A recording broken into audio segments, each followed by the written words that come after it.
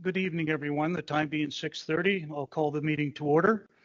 And the agenda is in front of everybody on council. You have a look at the agenda, and if there are any additions or deletions to it, a motion to accept the agenda as presented. Councillor Brote. Yes, I like to make a motion that we accept the agenda as adopted as presented. Thank you. Questions on the motion? All in favor? Motion is carried. As the topic is for a special meeting is the one topic, looking for any disclosure of conflict of interest. Seeing none, we'll move on. This special meeting initially tonight was for a decision on the Greensview application for 3 apartment buildings. Late this afternoon, we received correspondence from the applicant that they were withdrawing their application for the 3 apartment buildings known as Greensview.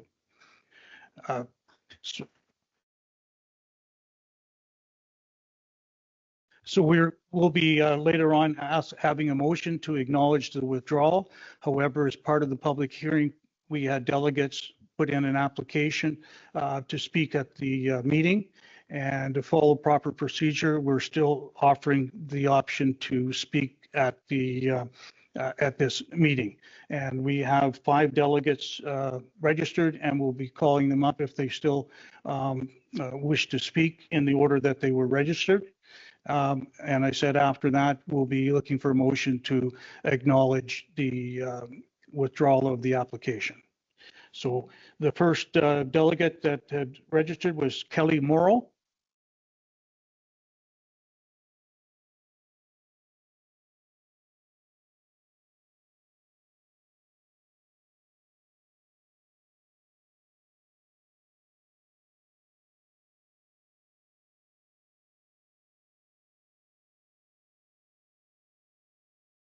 Good evening, or even member of council. My name is Kelly Morrow. I live in Emerald Park within 800 meters of the proposed development. I'm a registered professional technologist in Saskatchewan, have a bachelor's degree in construction management and over 25 years of experience working in civil and transportation engineering and planning, as well as survey and geomatics. I'm here to express strong opposition to permitting 3-story apartment buildings, R3 high-density development within the established low-density residential neighborhood of Emerald Park. I will offer some of the main reasons why this R3 residential development featuring 3-story apartment buildings should not be approved in this area. These examples include reference to specific evidence and requests in other communities regarding traffic, local road safety, municipal cost exposure. Number 1, bylaw and planning context. The RM's official community plan and zoning bylaw sets the framework for land use compatibility, permitted uses, and development standards. Any introduction of multi-unit 3-story buildings into Emerald Park, which is low density zoned, represents a major land use change, requiring proper rezoning considerations and full planning and cost estimate to upgrade our existing infrastructure throughout Emerald Park and White City urban community. Number 2, community character and neighborhood fit. Emerald Park and adjacent RM neighborhoods were planned and developed for single and 2-story homes on narrow local roads and small intersections with human scale street environment, one that also makes street parking illegal to provide safe streets for vehicle, bike, and pedestrian traffic. 3-story apartment massing would be out of scale with the pattern and would undermine privacy and neighborhood character that residents expect in this wonderful community. Number 3, traffic, local road safety, and parking. The evidence and the risks. This is a core addition. Introducing multiple apartment unit condos onto narrow local roads and intersections with no traffic signals will measurably increase vehicle trips, on-street parking pressure, queuing at unsignalized intersections, and safety risks for pedestrians, cyclists, and children. Parking construction costs are high and often externalized, Regional studies show that real cost of adding parking, including surface versus structured stalls, is large. If on-site parking is underprovided, the demand shifts to street parking. The municipality bears those secondary costs of remediation, that's curb modification, signage, enforcement. Implication for Emerald Park and the RM: without strict, legally binding developer obligations, such as servicing agreements, development levies, and explicit operating cost apportionment, both capital and operating consequences of increased density on narrow local streets with unsignalized intersections. Number 5, developer submission and due diligence is needed. And some of this, I believe, is captured with the developer proposal, but the points I'd like to draw attention to are a servicing and stormwater plan detailing required upgrades and capacity limits. The reported issues by local residents in the area should be a huge concern for this council, approving anything more than, say, R2 medium density development. What about a cost impact statement, estimating capital and operating cost implications for municipal services, including who will fund them, developer contributions, development charges, or future tax increases for the existing residents? Number 6 here, requested actions and protections for residents. Because Emerald Park has never had R3 zoning, and because the local street network was not built for multiple unit trip generation, I urge council to defer any approval of R3 residential until all of the following are provided, reviewed, and publicly accepted. In my view, this should have happened before rezoning the R3 residential in the first place. Number 1, a comprehensive traffic impact study addressing narrow local roads, unsignalized intersections with binding mitigation measures in the developer agreement. Cost impact analysis showing who pays for capital and ongoing operating costs. Any shortfalls must be covered by the developer. Explicit new revenue mechanisms, not by general property tax increases for current residents. Public posting, that did happen, but I'm not sure it happened. I'm not sure if everyone within 1,600 meters received a letter, but I believe you guys did get everybody within 800 meters. And lastly, the binding legal agreements, servicing agreements, irrevocable letters of credit that protect ratepayers from downstream capital and operating costs. So my closing statement: this community supports sensible, well-planned growth in the RM of Edenwold and Emerald Park, but allowing 3-story apartment buildings to be placed on narrow local roads and unsignalized intersections without a full traffic safety and fiscal mitigation is irresponsible. It creates safety risks, neighborhood disruption, and a real risk that taxpayers will ultimately cover the costs that rightly should be paid by the developer. Please require the full technical submissions, transparent cost accounting, legal enforcement mitigation the RM would use to safeguard the existing taxpayers before this discretionary use is approved. Please protect our community safety, character, and fiscal health, and vote to reject this proposal. I understand that's been withdrawn, but if it wasn't, and it may come down in the future, this will signal to future developers that Emerald Park is not Regina, and that maybe if we turn back the clock and change R3 to R2, maybe medium density development would be acceptable, but subject to these same conditions. Thank you.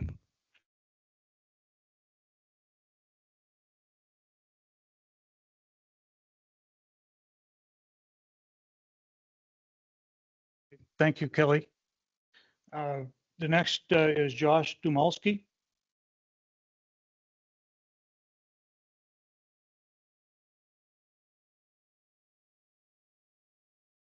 All right, good evening, Council. So tonight I had 2 speeches prepared, one pre and post withdrawal from the developer. I think I'm going to stick to my original speech because it's still applicable, I think, for maybe what's to come down the road yet, and certainly for any future considerations for projects here in Emerald Park. So first off, good evening. My name is Josh Dumalski. I'm a resident of Emerald Park and professional engineer registered in this province for the last 17 years. I moved here about a year ago for the same reason that we saw the turnout we saw last week for the values of community, space, safety, respect, and a place to raise our families. I've had family that's lived here for a decade, and upon many visits here, myself, I now call this place home. As engineers in Saskatchewan, we all take an oath, a solemn and lifelong promise to hold paramount the safety, health, and welfare of the public and our communities, and to protect the environment, and to use our knowledge for the benefit of all, not for short-term gain or private profit. This oath is not purely symbolic. It's a duty that governs every decision that we make in our profession. It's the standard I'm held to, and it's the same standard that should guide every decision of this council as well, to serve our community. Council members, what was proposed here for the Greensview high-density development really stands in direct conflict with this principle. This proposal that was on the table did not enhance our community, simply it endangered a lot of it. This development threatened the very quality that defines Emerald Park: safe streets, reliable infrastructure, and the strong sense of community that we have, by overloading roads, straining services, undermining what generations here have built. To approve a project of this type would be to ignore not just the evidence and the concerns of the residents, but the very principles that safeguard the public welfare. You know, if I were to approve a design in my world that compromised safety or ignored the community impact, I would simply lose my license, and rightfully so. So I ask, you know, if we're bound to this ethical standard, should our governing council not be bound by the same moral and ethical responsibility to our community and the residents that it serves? This is not simply a development proposal that we were looking at. It was really a test of priorities. Will we prioritize the safety and the identity of our community, or will we trade them away for crowded development and short-term revenue for investors? Approving something like Greensview would set a very dangerous precedent. You know, that our community's well-being is negotiable. Growth can become before safety, and that the voices of the people who live here can be ignored.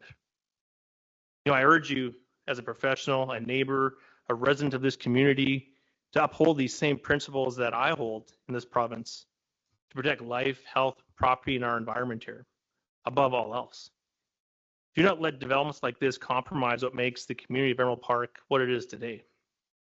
Respectfully, you know, we don't always know exactly who the developer is behind these projects, behind a bit of a facade. You know, we can use number of companies and shell entities to obscure accountability. But who really truly benefits from this type of project?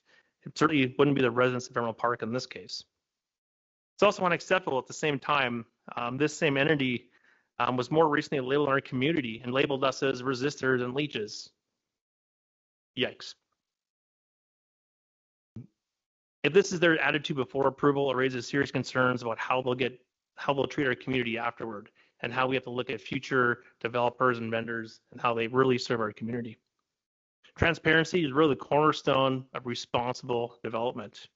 Yet here we are asking basic questions about identity and accountability and the intent. How can this community how can we make informed decisions when you really don't even know who we're dealing with? You know, my suggestion was deny this application. Obviously, it was withdrawn. But really the point here is we need to protect our families and our values in this community and protect our homes. I guess let me be clear, this was not an emotional opposition by any means. It was purely a professionally and community-driven alarm bell that sounded last week, and we all heard it. As a professional engineer, I must express concern with the type of infrastructure analysis that accompanied this particular development. While the report, you know, may meet or at least show to meet the minimum required standards as set out from a developer and engineering perspective, your own RM bylaws, it was not an objective assessment by any means. It was commissioned, documents signed to support the developer's interests only, really. It minimized capacity constraints of our town, overlooked long-term sustainability, and failed to account for real-world impacts on existing systems and residents. Simply, Emerald Park deserves better than that. It deserves independent reviewed engineering evaluation. Keyword being independent, not one provided by the developers.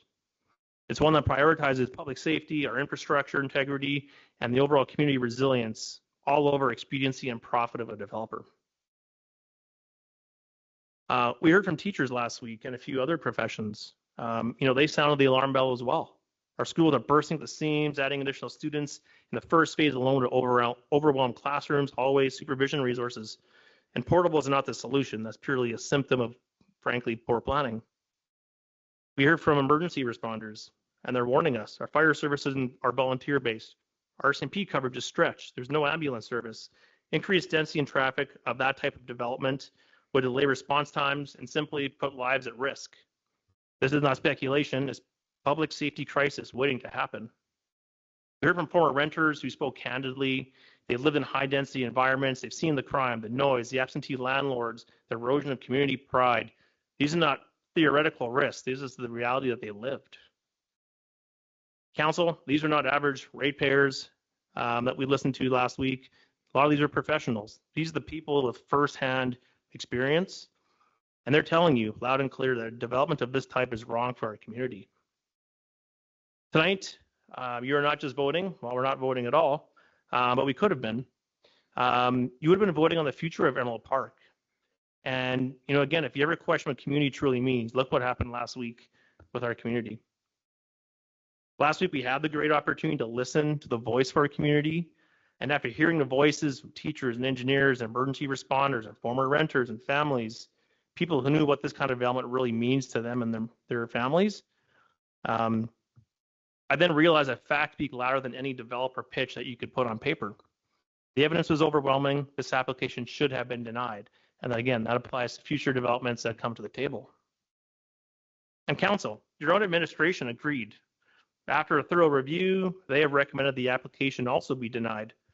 Not because it cannot be done, but because it should not be done. The voices of our neighbors, the weight of public concern, and the risk of the character of Edenwold Park are too great to ignore. This isn't just a policy decision, it's a moment to stand with the people of your community. The administration listened, the community spoke. We're asking that the council does the same and vote no on these types of developments. Council, I've read every single letter and submission that was from our residents, hundreds of them, and I hope each of you can say the same. Because what they revealed was not just an opposition, it was a collective plea for protection, for respect, and for leadership for our community. The message from the community was clear, consistent, and frankly impossible to ignore. And here's what they told you in their submission. I'm going to summarize this a little bit to hurry things along. You know, our infrastructure is severely under pressure. Roads, water, sewer, emergency services. You know, we're already seeing power outages. There's no ambulance coverage. Development would just simply push these beyond their limits. High density rental housing brings transient populations. That's not a judgment, but it is a reality. With that comes increased crime, drug activity, all the things we heard last week of people who actually lived in this environment. Identity erosion. Edenwold Park is not Regina. It's a quiet, family-oriented, semi-rural community. That's why we move here. That's why we stay. This development of this nature would urbanize our neighborhood, disrupt its rhythm, and erase the very character that makes Edenwold Park unique. Once that's gone, we cannot get it back. We have environmental changes, we have economic fallout, property value declines, and pure democratic failure. This type of application contradicts responsible planning principles and has eroded public trust. Quiet zoning changes, limited mailouts, poorly advertised open houses left residents feeling excluded from decisions that directly affect their lives. Council, these are not abstract concerns from the members of the community. They are real, measurable, and deeply felt, and they came from the very people who elected you to protect this community. Tonight, you would have faced a choice if we took this to vote, and that very well could be the case in the future. You know, you can side with developers chasing profits, or you can stand with the people who built this community and the people who live here, the people that you trust, the people who trusted you to protect what Edenwold Park is special for. This isn't a call to halt growth, far from it. Growth is essential in our community, but it must be responsible, measured, and rooted in our community values, and it must be supported by the infrastructure to run that. It also must be embraced by the residents and align with what our long-term vision really is here. We can and we should grow, but not at the cost of what makes it special. Let's protect the character and the safety that brought us here today, and let's ensure future generations can look back and say, this council made the right decision in that type of need. In these moments, you know, I would ask to take moral and ethical stands and reject these types of applications preserve our community, protect our families, honor your oath to our community. So I just wanted to thank you for the opportunity to speak on behalf of Emerald Park tonight. I appreciate your time, your willingness to listen to us.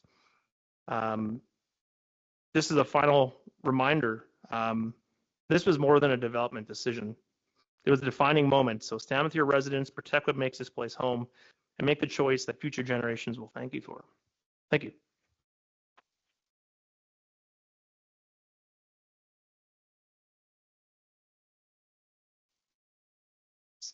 So I maybe have a minute or two left. I had a few outstanding questions. I'm not sure if this is the Q&A portion or if we wait till the end, but I do have a couple high-level questions that I would be interested in putting on the table. Yes, go ahead.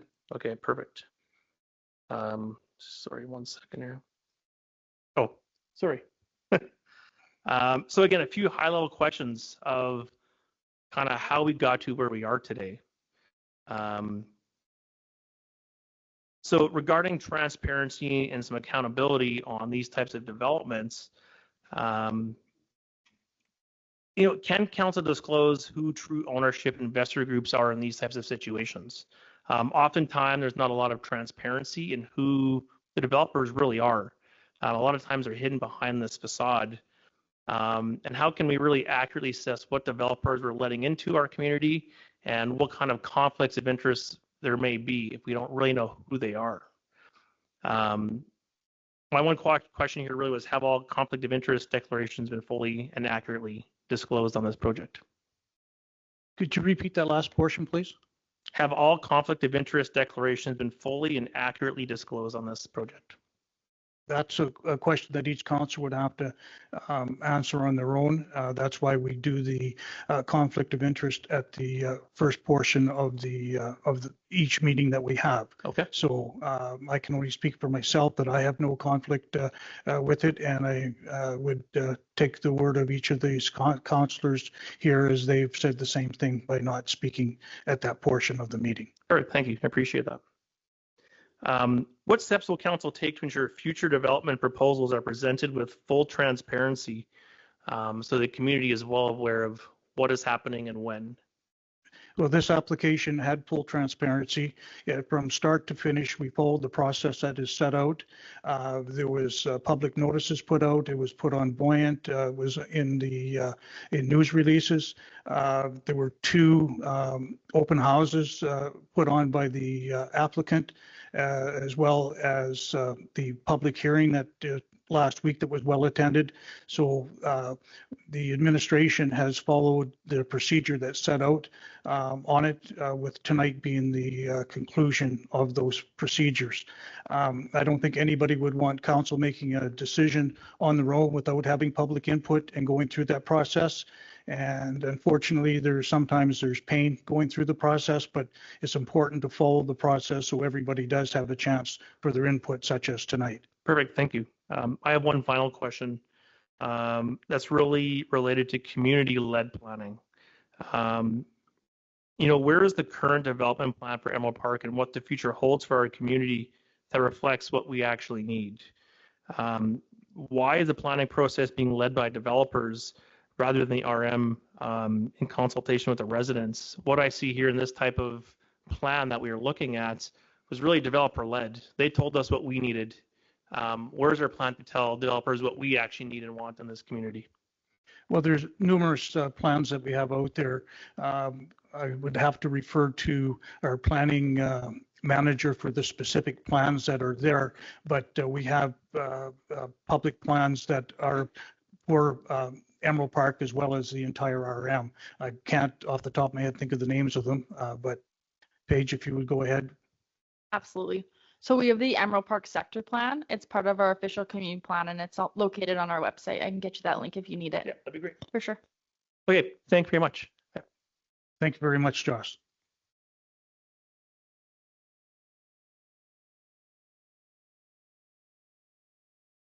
The next is John Barubi. Did I butcher that name badly?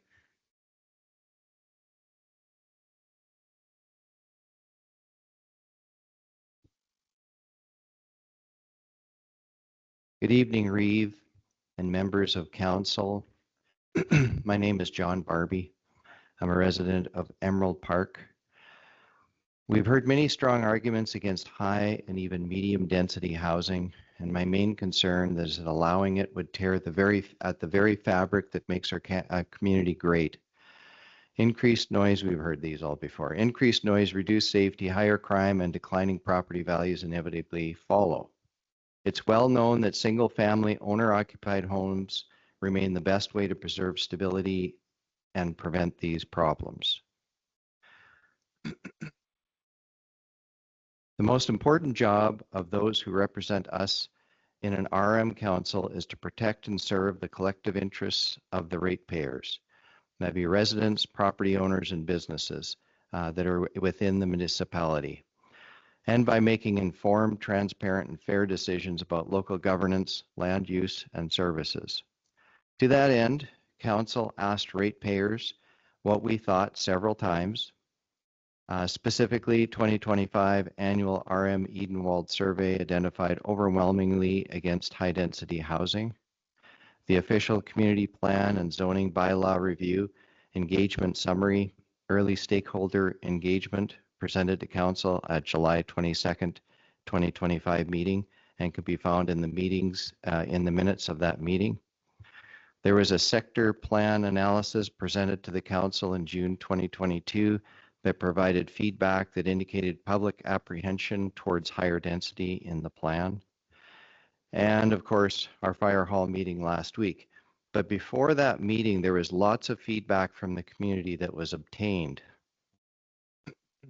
My first question to Council is, excluding the developer, out of all of the community feedback that was received, how many responses did you get in favor of high density housing? Anybody can answer.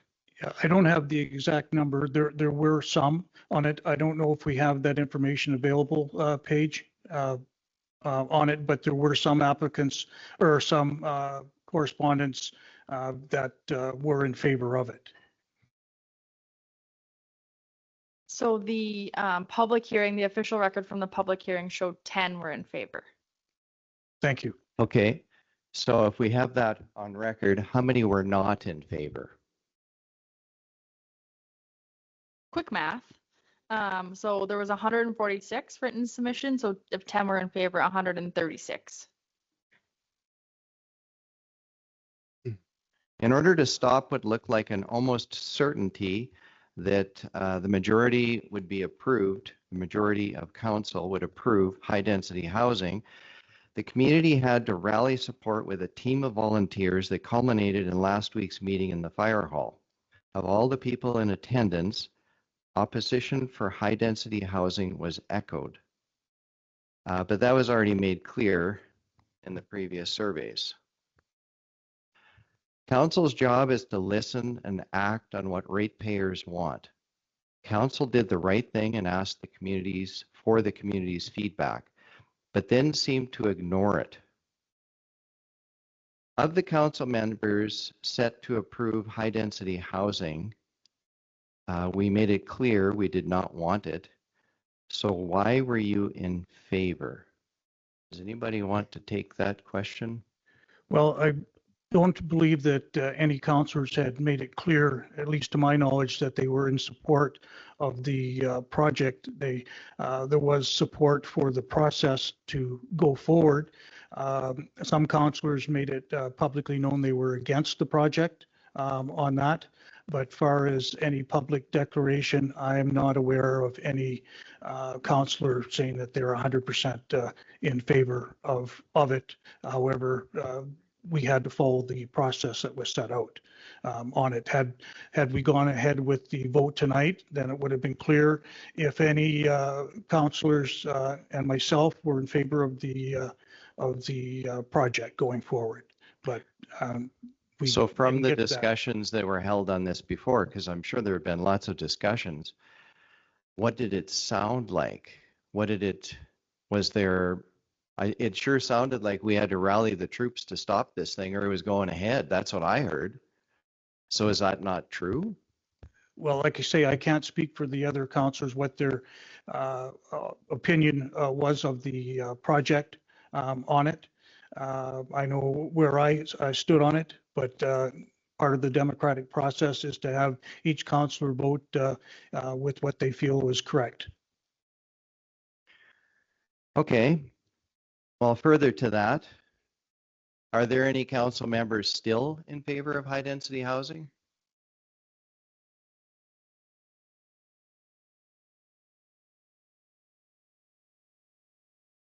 Not hearing any response, John. I'm hoping that means no, but I didn't hear a no either. It isn't very reassuring, let me tell you that. And this is supposed to be transparent. It doesn't seem transparent. Okay, so the last question I have, what assurances do we have that high density housing will not be allowed in the future? Well, again, the far as depending on what you call high density, far as a project. Or even medium density, I'll get more broad. Oh, okay. Well, depending on what your description of medium density is, there's different zones within the RM and Emerald Park that have permitted uses for duplexes. I believe Zone 3 has permitted use for up to fourplex on it without council discretion or council being voting on it. But the high density that we're talking about tonight has to go ahead with council approval. Okay. So is there any assurances that we can get as a community that we're not going to have to do this again? Well, I think it's very clear how the community feels about high density on it. And again, I can't speak for the rest of council, but I know that it's clear to me where the community stands on high density. It's clear to me too. I hope it's loud and clear to everybody here. That's all I have. Thank you very much.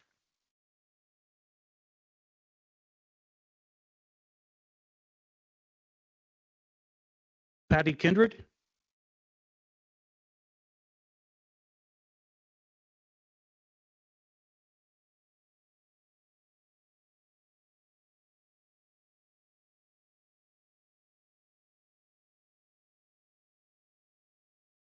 Before I get started, I might like to ask a question about listed on the agenda. Yes. It's clear that some people haven't been included on there that did submit information. So I'm just wondering if someone can comment on how those submissions were tabulated and accounted for. Okay, that I am not aware how the information was put on. Shauna? So I'll just note that the submissions that we have posted, those were the formal submissions as part of the public hearing. So whether it was a verbal or a written submission submitted up to the end of the public hearing, those were registered. There were many more submissions submitted, but they weren't part of the formal record of the public hearing. I understand that. In the formal record, it's not accurate. So there might have to be a double check on the names and the submissions because it is not accurate. Okay. Yeah. Sure. If maybe Okay. we can talk about this after the meeting, just Yeah, to make I sure. just didn't know where it Yeah. came in because we already moved along in the agenda Mhm. and it wasn't raised at that time. So I was just wondering where that's at. Thanks, Patty. Okay. That can be put on the action list. I'd appreciate that. Some people know me and some people don't, but my name is Patty Kindred. I heard some comments in the last couple of days about being called resistors or leeches. And I don't think that that serves anybody's purpose well in terms of trust and planning as communities move ahead and develop. So I hope that we don't hear those words again. I live at 22 Diamond Road, Emerald Park. Some of my comments, of course, are going to seem a little bit off intense because of the removal of the application. But I would like to read my concerns in and the questions, if I can. My opposition to the development echoes many sentiments that council and staff heard at public meetings last week. Today, I'm not contesting the technical aspects, as I assume the engineer responsible for the comprehensive development proposal is practicing within their scope of practice. Nor will I be addressing the RM planning process in detail. It is a defined process. I see that online, but it's clearly got room for improvement. I am encouraged that an official community plan and zoning bylaw review is underway, and I look forward to seeing the proposed policy changes in November and December. However, I will address some concerns about how we find ourselves here today and ask questions regarding the process and the decision-making that led to the discretionary use application for the Greensview development. Some questions are yes and no, and some I realize cannot be answered on the spot today, but I would like them in the record for consideration in future situations. All of them, however, came from not only the voice of the residents that we've heard over the last number of years, but also through a somewhat frustrating forensic research into the situation as we find ourselves today. I'm disturbed and disappointed that such a significant change within our community would be processed via a discretionary use application. The concerns of residents expressed at the October 22nd public hearing should have been answered clearly, concisely, through a comprehensive, inclusive, conflict-free, and transparent community planning approach. However, I believe the residents of the community and surrounding areas find themselves considering this discretionary use application with significant doubt that their concerns were considered at all. I also suspect the developers had significant concerns, or they would not have been lawyering up and inviting their lawyers to attend functions. Some would say that this whole process doesn't pass the smell test for a number of reasons. My first question is, do the current RM staff associated with community planning functions carry and maintain professional credentials, recognized provincially, territorially, or nationally? And I note that the public postings for the planner 1 and 2 positions include that requirement. So I'm asking about the staff that was involved in planning to date. Yes, we currently have 2 registered professional planners on staff, Okay. and we're filling 2 vacancies. Thank you.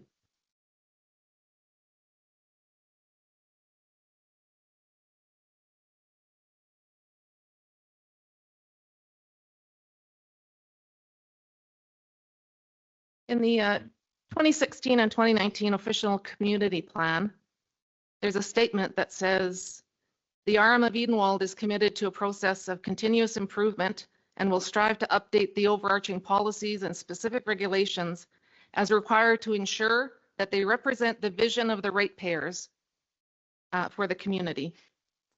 Council received a presentation also in May 2017 of a community survey that happened in February to March of 2017, and community engagement meeting of March 2017.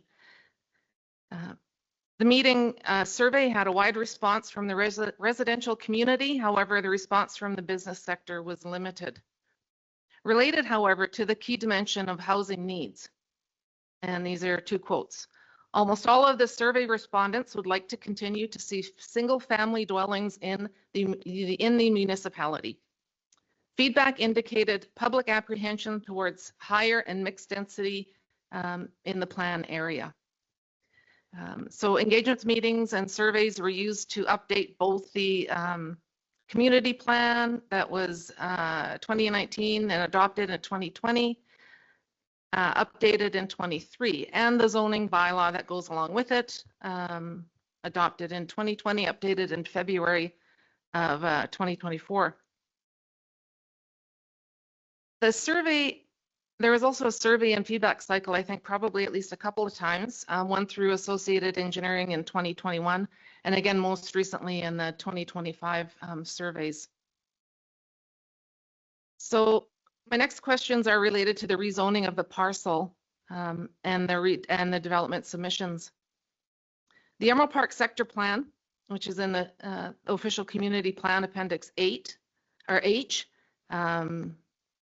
approved in June of 2020, refers to a policy 3.13.2.3.b, which states, the Aspen Links Golf Course which is located at the heart of the Emerald Park residential community and includes an 18-hole course and related facilities, shall be protected for continued use as a golf course and key recreational amenity and shall not be redeveloped for any other purpose. Can you please review the timeline and considerations that resulted in the rezoning of that parcel? Oh, probably you can't answer that directly today, but what was the original zone of that parcel? It was changed to an R3. What was the original zone? I can speak to that. So under the 2010 zoning bylaw, it was golf course contract zone, so a commercial contract zone for the golf course. In 2019 zoning bylaw, when that bylaw was adopted, it was rezoned to FD, which is future development. And then it was zoned to R3, urban residential 3. In the rezoning was approved by council in March of 2023 and approved by the province in 2025. There was a waiting period for the provincial approval due to wastewater allocation and a development levy bylaw that we are waiting for approval provincially for. So those other two situations delayed this bylaw approval? From the province, yeah. So council approved the bylaw on March 7th of 2023, and then it sat at community planning, which is the provincial approving authority, until 2025. And that was due to the lack of wastewater allocation. And the RM was undertaking a development levy bylaw, and we needed provincial approval on that before the rezoning would move ahead provincially. Okay. So officially, one can assume that the rezoning took effect in 2025? Yes, provincially, yep.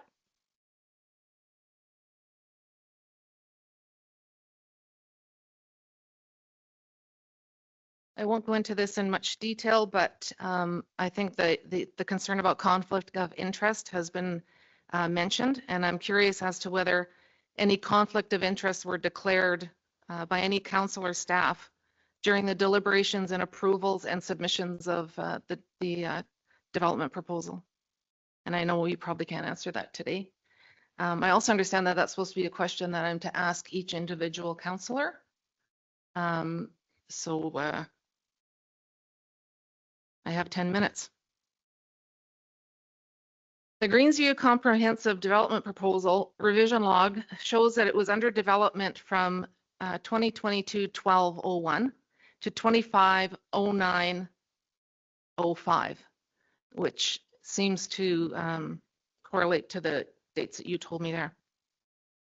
So the question is was the discretionary use application submitted before, during, or after the rezoning? And I think I got the answer. Go ahead. I can respond to that. So the discretionary use application was applied for this, I don't have the date right off the top of my head, but it was after the rezoning was approved by the province.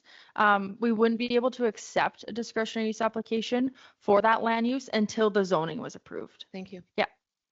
Thank you. Does the RM have any policies related to lobbying and conflict of interest around development proposals?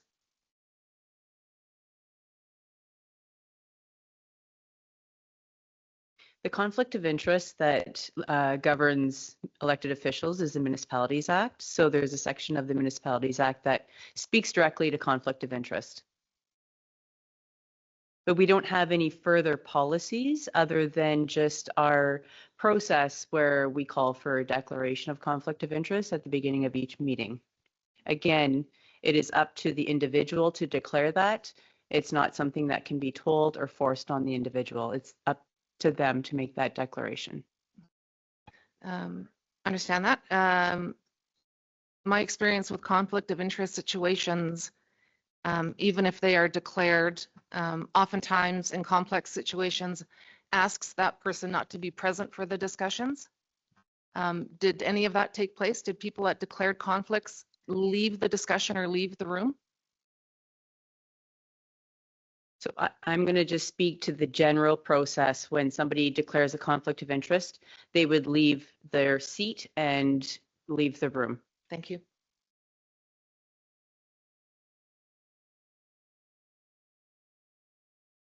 So no record of the room during those discussions that I can refer to? I don't know which discussions you're referring to. Any discussions around the rezoning of that parcel and the subsequent submission of the development proposal? So, Are those notes captured in the council minutes? so every declaration of conflict of interest is recorded in the minutes, and when councillors leave the room, it's recorded at the time and who leaves, and then when they return to the council. Now, with regards to this specific application, this application has actually not been in front of council. The process is very administrative. This would be the first time, correct me if I'm wrong, Paige, that council would be discussing this application. The discretionary use application. Yes. That's concerning for something that has such a significant impact on not just Emerald Park, but the surrounding community.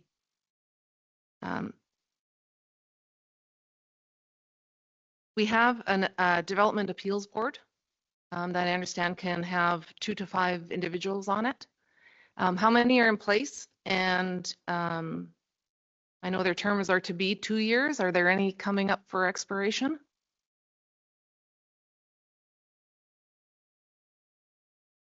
I don't know the number right off the top of my head. I think there's around 8 of them, and they're renewed annually. Are those names available? They would be in the minutes when we appointed them.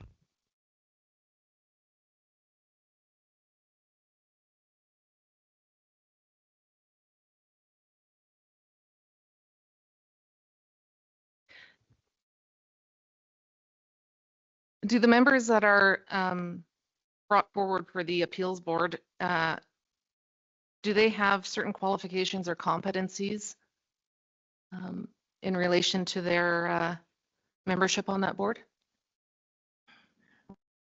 Yes, they would have qualifications that they would have to follow. And is that qualification and competencies available for the public? I would have to check. Patty, you have 1 more minute. Okay, I'll move along.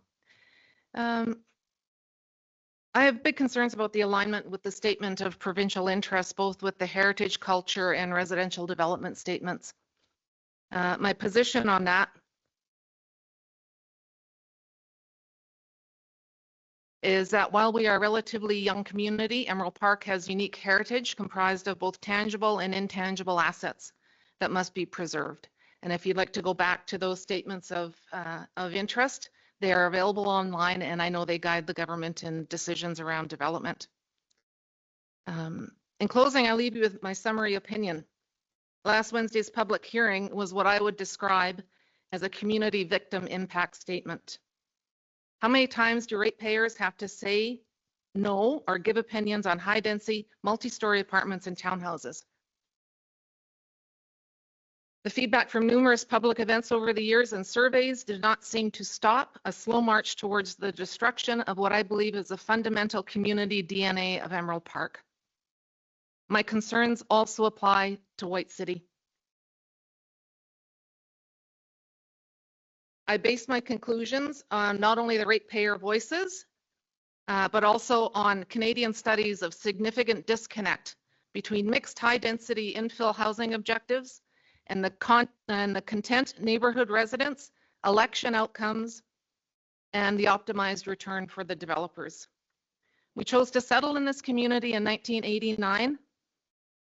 So we've seen some things.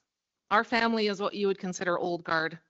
We wanted to avoid the traffic growth in the community, grow in a community with high air quality and low noise, enjoy the abundant green space, be away from the population density of the urban environment. I urge council to reject this discretionary use application. I'm concerned that we may find ourselves again here with this same discussion if some of the feedback isn't codified in our policies and how we manage these sorts of applications going forward. I don't know if there's an opportunity to provide feedback on the planning cycle and how this comes to be, but I'm prepared to help with that. And I'm very concerned to hear that this would be the first time council has got together to discuss the details of this. That is concerning beyond belief. So thank you for your time and consideration. I know your jobs are difficult. They are not ones that people probably seek to hold, but I appreciate your attention and the chance to do a submission. Thank you. Thank you, Patty.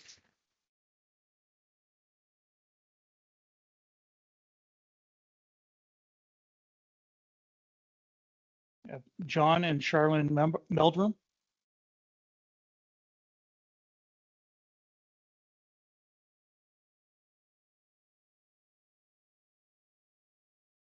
Reeve Trainer, councillors. My name is John Meldrum. I am retired after spending 35 years on the executive of a billion-dollar corporation. I lived at 31 Palmer Crescent for close to 35 years, and we have an agreement to purchase a property in St. Andrews Bay as part of our downsizing plan. You heard from many residents just like us last Wednesday. We came to Emerald Park because we didn't want to live in Regina. We wanted a safe, quiet community, one shaped by single family-owned homes. We do not want that to change with 500 renters. We stand together with our neighbors in opposing the building of apartments in Emerald Park. We also have specific concerns we share with the residents of St. Andrews Bay, insofar as the apartments are too close to St. Andrews Bay. The developer claimed in his application that they meters or over three football fields from the nearest resident. I knew that wasn't 3 football fields just by eyeballing it. Their claim is just plain wrong and has been confirmed by an engineer. The proposed apartments are just over 200 meters away from our new house, and the subsequent phases as little as 100 meters away. It's unbelievable that they missed something by that much in terms of the distance from residents. I don't know what they're measuring, but they were not measuring the distance between the apartments and the St. Andrews Bay residents. And as for the notion that the golf course is a buffer between St. Andrews Bay and the apartments, it's a pretty barren buffer considering it's a links golf course with limited trees that are bare for 6 months of the year. So in our opinion, if you can get past the overall objections of the Emerald Park residents to rental apartments, which was fatal to this application as it turns out, this development is far too close to existing residents. The developer attempts to put the apartments in a positive light, suggesting that seniors will want to move in as part of downsizing, or they are an entry level to Emerald Park, rented as a stepping stone to buying a house in Emerald Park. I call BS on both those assertions. We do not know a single person in Emerald Park that is considering becoming a renter of an apartment as part of downsizing. And as for renting before buying, the typical path to Emerald Park is to buy a cheaper house in Regina before being able to afford to buy a house in Emerald Park. Jumping from an apartment to a house in Emerald Park is a fantasy, nothing more than an attempt to put lipstick on a pig.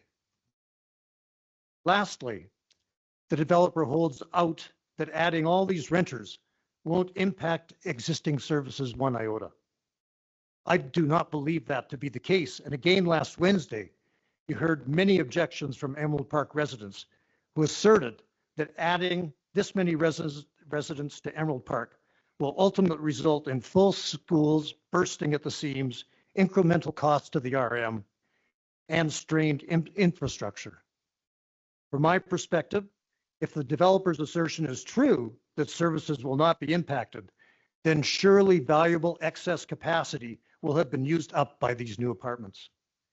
Excess infrastructure capacity that exists today is very valuable and should be retained for adding single-family owned residents, not apartments. We believe, based on our own sewer and water problems at 31 Palmer Crescent and other locations we heard about last Wednesday, that existing services are already stretched. At a minimum, whatever excess capacity may exist will be consumed by apartment dwellers without corresponding benefits to the current residents of Emerald Park. In closing, we were proud to be part of the massive opposition last week against the granting of this discretionary use application. While we believe the application should have been turned down on its merits, the public outcry alone was sufficient to have had this application soundly rejected by council. And lastly, with respect to the list of those that made a written submission prior to the public hearing, I did make a written submission. I made sure I got it in on time before the hearing. My name is not on that list either. I really have to wonder who else is missing from that list. Thank you for listening to me.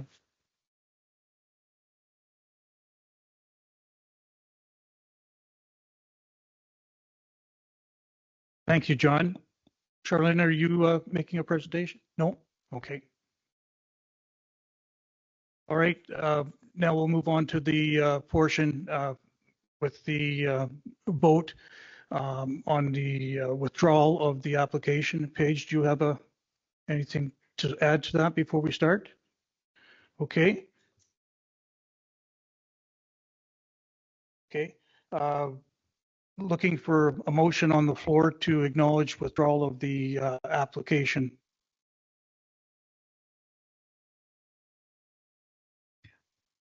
The town council acknowledges that the discretionary use application for the development of 3 apartment buildings on parcel BB Plan 102138-342 has been withdrawn by the applicant. Thank you. Discussion on the motion?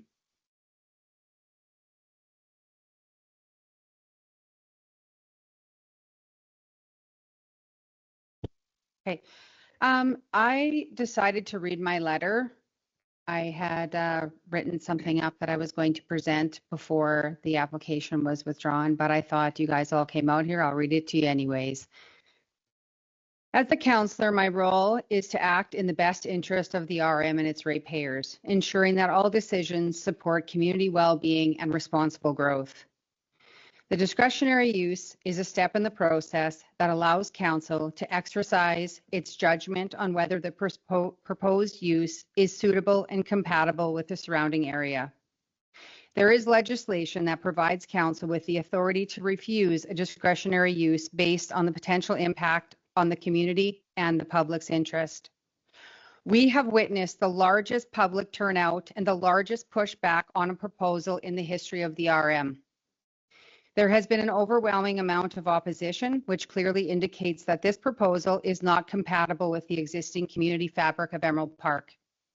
I have heard from countless ratepayers, and I am aware of the emotional stress this proposal has caused our ratepayers. People are deeply anxious about the impacts this development would have had on their neighborhood and their quality of life. As elected officials, we must take this very seriously. I believe this project would have a negative effect on the nearby homes and the property values. Residents have invested heavily in their properties based on the understanding of what Emerald Park represents. The risk of depreciation of the value of those investments is unfair to the people who built this community. Furthermore, I remain concerned about the strain of this type of development it would have had on the emergency services and on our infrastructure. Increased population density of this type would have impacted safety, road safety, water and sewer systems, and the first responders' capacity. These are tangible issues that affect the safety and the functioning of our RM. I represent Division 3 in Emerald Park, but I speak for the broader Emerald Park and across the RM.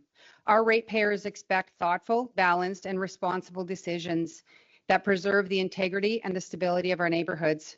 For those reasons, which are supported by legislation and the overwhelming community opposition, I am acting within my duty, my rights, and my responsibility for the people of Emerald Park and the arm of Edenwold. I would not support this application or any application like this.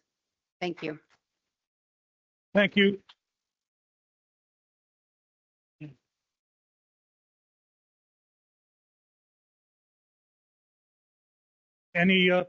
Any further discussion? Okay, I'll call the question. All in favor of the motion? Motion is carried.